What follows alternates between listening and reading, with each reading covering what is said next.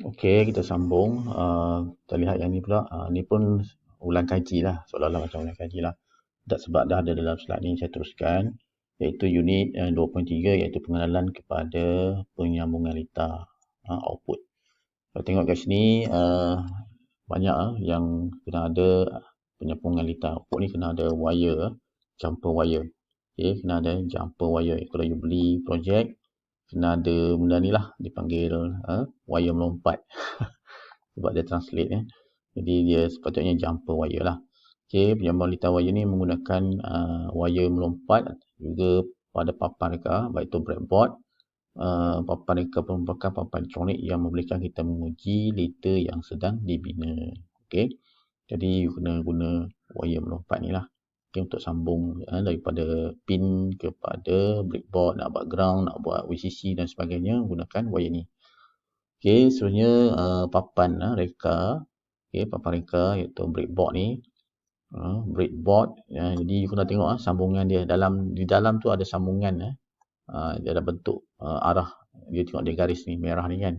Maksudnya kalau kat sini straight, dia ada garisan. Kalau kita letak VCC, maksudnya setiap line ni adalah VCC lah. Jadi komponen yang kita pacak kat sini, jangan guna line yang sama lah. Okay, kaki dia contohnya letak kapasitor, mestilah lubang yang berbeza ataupun hole yang berbeza lah, pin tempat yang berbeza. Okay, pastikan jangan line yang sama, kecuali nak share ground, nak share VCC dan sebagainya, bolehlah disambung pada tempat yang sama. Okay, ni kena pastikan dululah. Okay, kena pastikan bagi faham tentang cara nak sambung. Okay, sebenarnya ni adalah penyambungan litar, reka bentuk. Ni contoh litar dan ini adalah persambungan dia lah. Macam mana bateri itu disambung kepada breadboard, iaitu ada satu resistor, ada bateri, ada LED. Ni adalah dia punya cara litar ataupun schematic dia lah. Okay, boleh tengok. Okay, yang ni yang atas ni siri, yang ni adalah parallel, iaitu selari. Jadi macam mana sambungan selari bateri ni, kalau duduk bawah ni pun boleh. Jadi dia ada LED, ada resistor, ada LED dan juga resistor. Ada dua lah kat sini. Sebab tu setiap LED mesti ada resistor lah untuk mengawal kecerahan LED ni supaya tidak terbakar lah. Okay. Okay, ni adalah cara bentuk lukis litar 5 volt supply, masuk resistor dulu. Okay, lepas tu diikuti dengan LED dan pergi pada ground. Yang selari ni asal dia 5 volt juga pergi dan melalui satu resistor 22 ohm, 220 ohm. Okay, dan LED dan pergi ground. Ni cara sambungan dia lah. Alright. Jadi saya rasa ini tak begitu sukar sangat lah, senang. Okay, ni cara nak sambung pada buzzer. Masukkan terus daripada pin yang dikeluarkan tu, pin 8. Jadi you kena sambung terus kepada buzzer mengikut inilah litar yang telah ditunjukkan di sini lah. Dan kena ada juga ground. Okay, dan juga pin tu kena ada juga ground, maka dia baru dia berbunyi lah. Okay, lepas tu boleh test selepas sambung, boleh test tengok betul ataupun tidak lah. Alright. Okay, ni ada cara nak bunyikan buzzer tadi. Dia akan beritahulah tone 8, 165, 500. Baris akan membunyikan 165 Hz, iaitu notch E3 lah ni. Bentuk tone.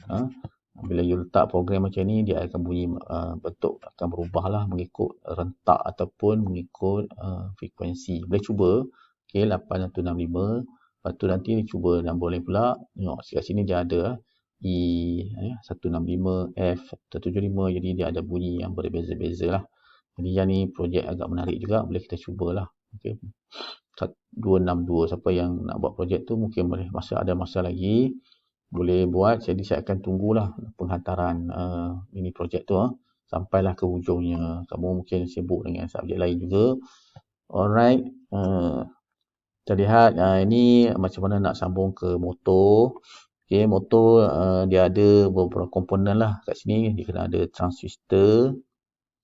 Okay, sebelum transistor, base transistor ni boleh tengok kat ni, base transistor. disambungkan ke satu resistor dan dia punya collector bawah ni emitter. Dekat collector ni dia ada satu motor lah. Dia ada satu motor. Jadi you follow saja motor ni macam mana nak sambung, maka motor ni akan bergerak. Akan berpusing. Alright. Jadi ini dia panggil sebagai motor arus terus. Arus terus ni maksudnya dia menggunakan DC lah. Menggunakan DC, bukan menggunakan AC. Ini dia punya programming dia. You boleh tengok cara persambungan dia lah. Okay. Lepas tu kita pergi kepada simulasi data output 2.4. Jadi simulasi ni saya dah tunjuk hari tu menggunakan Tinkercad. Tinkercad. Boleh gunakan Tinkercad dalam program tu. Jadi agak menarik menggunakan program ini. Jadi you boleh buat lah menggunakan Tinkercad. Tinkercad CAD.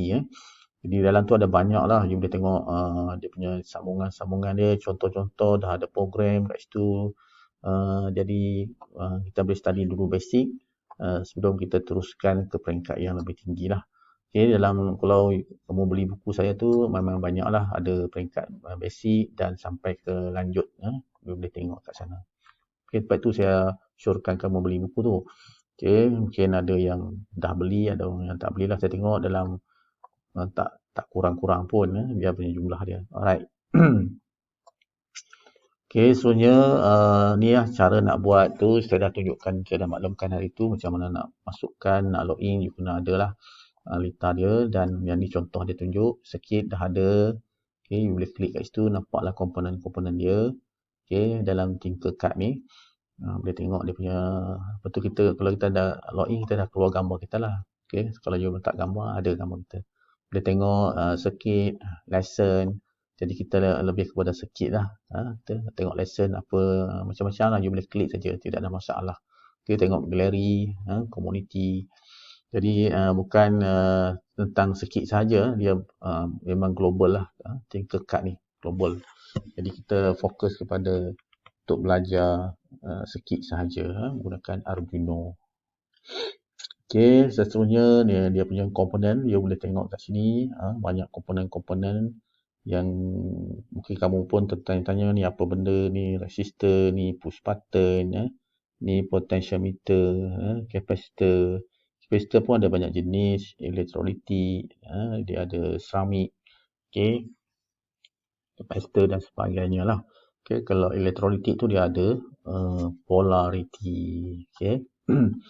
Ni cara nak sambungan dia lah. You boleh klik sambung. Nanti you boleh klik wire dia, lepas tu connect sajalah. Okay. Ni nampak disambung. Wire hijau ni kita dah tarik sambung. Dan lepas tu nanti create dia punya editor ataupun code editor dia. Okay. Dan dapatkan dia program. Boleh nampak dia punya program kat sebelah ni. Okay. Boleh nampak lah programming dia. Lepas tu tekan upload dan run. Akhirnya you akan dapat lah dia punya keluaran dia. Okay. LED tu akan menyala lah. Alright. Okay. Seterusnya langkah-langkah untuk mengakses panduan menggunakan Tinkercad ataupun Tinkerlab. Okay, tak pastilah Tinkerlab ni yang lama ke yang baru. Okay, tapi masih dalam Tinkercad tu lah. Okay, you boleh tengok lah dia punya design, macam mana nak sambung. Ni data agak canggih sedikit. Boleh tengok dia punya sikit. You boleh pilih lah yang mana you berminat. Okay, ni memang banyak lah. Dia akan tunjuk pada kamu. Boleh pilih lah. Very simple sikit. Tapi menarik. Dia sambungan dia tu memang short. Very short. Pendek dan sebagainya. Okay, you boleh pilih. Iaitu ada juga video yang diadakan di sini lah. Kamu boleh juga show projek kamu. Boleh lihat kat sini macam mana dia tunjuk. Jadi ini untuk bergantung pada kreativiti kamu lah. Tengok sama ada kreatif atau tidak. Macam mana nak present. Kalau kata yang kamu present terbaik, itu dapat A lah. Okay. Present sambil-sambil level sikit sangat. Tak tunjuk pun projek. Jadi itu markah mungkin tak dapat A lah. Okay. Okay, seterusnya input. Input pun kita dah maklumkan sebelum ni. Okay, input. Kita tengok sini apa itu input. pengenalan kepada pengatur rancangan letak input. Saya laju sajalah sebab ini saya dah sentuh sebelum ni. Okay, tentang input ni. Tengok komponen dia. You boleh tengok kat sini. Untuk marker UNO terdapat satu switch di banner di dalam. Oh, dalam tu ada satu switch lah. Okay. Dalam board tu dah ada satu switch. Yang tu dipanggil sebagai input lah. Dipanggil pull up. Seperti ni lah. Kita tengok pin input pull up. Maksudnya yang telah ada dalam board. Okay, yang telah ada dalam board. Jadi you boleh gunakan program ini. Boleh tengok dia punya tu integer X. Itu digital read. Lepas tu integer Y analog read. Okay, boleh follow saja program ini. Kita akan lihat apa dia punya kesan dia pada output lah. Okay. Okay, seterusnya kita akan lihat paparan ini yang dibaca pada komputer akan menggunakan serial. Itu huruf L ataupun I adalah L huruf kecil. Ni ya. Tengok sini void, ada korongan, pembukaan, pin A0, input, serial begin 9600. Ni port yang nak digunakan tu. Ataupun boleh lihat dia punya pergerakan nanti. Okay. Seterusnya void, ni void loop ni adalah untuk mengulang, mengulang integer X iaitu analog. Analog read A2, nanti dia ada penerangan di bawah sana. Setelah kod remote naik, kita boleh buka serial monitor. Ni boleh tengok kat serial monitor tu, boleh lihatlah paparan dia. Yang ada student kamu ada yang buat baru ni saya nampak, dia tunjuk dia punya keluaran dia daripada serial monitor. Boleh lihat. Alright, seterusnya contoh kod lengkap yang di bawah adalah menggunakan switch yang bersambung pada pin 2 untuk marker Arduino. Menggunakan dan memaparkan nilai tersebut. Inilah boleh tengok, boleh check tengok dia punya program ni sebab dia ambil sedikit saja pin, iaitu pin mode 2 input pull up. Lepas tu ada siri, masih lagi menggunakan siri begin. Dan ada void kat sini, digital read 2 dan serial print in X.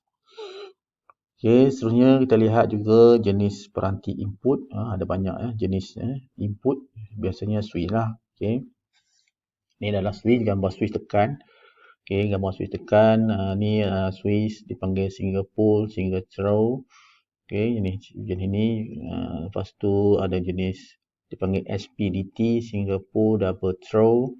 Okay, macam-macam jenis. Tapi biasanya kita push button sajalah. Yang senang. Jadi kelainan switch ni pun senang juga. Very dipanggil micro switch. Lembut. Bila kita tekan dia lembut saja. Okay, lepas tu ada dipanggil potentiometer. Ini boleh laras. Boleh laras. Resistor boleh laras. Ini kalau kita nak buat display, kita perlukan menggunakan perintang ni lah. Supaya boleh lihat dia punya kecerahan skrin itu. Kalau tidak ada benda ni, tak boleh nak buat lah. Projek display tu kena ada. Dipanggil perintang boleh laras. Okay, perintang boleh laras. Okay, boleh laras. Maksudnya nilai dia boleh daripada 0 sampai 10K lah. Macam itu. Ini perintang cahaya dipanggil, ni salah satu sensor lah. Okay, bila dia kena cahaya, dia akan aktif.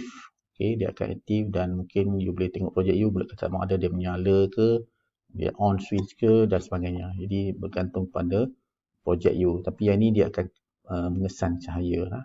Okay. Ini mengesan suhu. Banyak pelajar buat dulu. Bila ada kebakaran je, maka aktif sensor dan sebagainya lah. Tapi menggunakan LM35 ni. Ni bila kita ambil api, letak dekat button ni, dia akan on-kan lah. Seolah-olah macam switch. Alright. Ini dipanggil penderia suhu. Okay, ini yang saya sangat menarik lah menggunakan peer sensor ni. Jadi sensor ni boleh menggunakan projek sonok. Boleh letak di mana-mana. Boleh letak kat tandas. Boleh letak kat tandas. Bila ada orang lalu, ada orang masuk tandas, dia akan on lampu dan sebagainya. Jadi boleh cubalah menggunakan peer sensor. Okay, banyak lagi dia punya input-input. Jadi saya bagi tahu kamu pada itu sajalah. Okay. Jadi selamat, kita jumpa lagi di lain-lain rancangan lah. Okay, itu saja. Terima kasih daripada saya dan maaf segala kekurangan. Okay, terima kasih.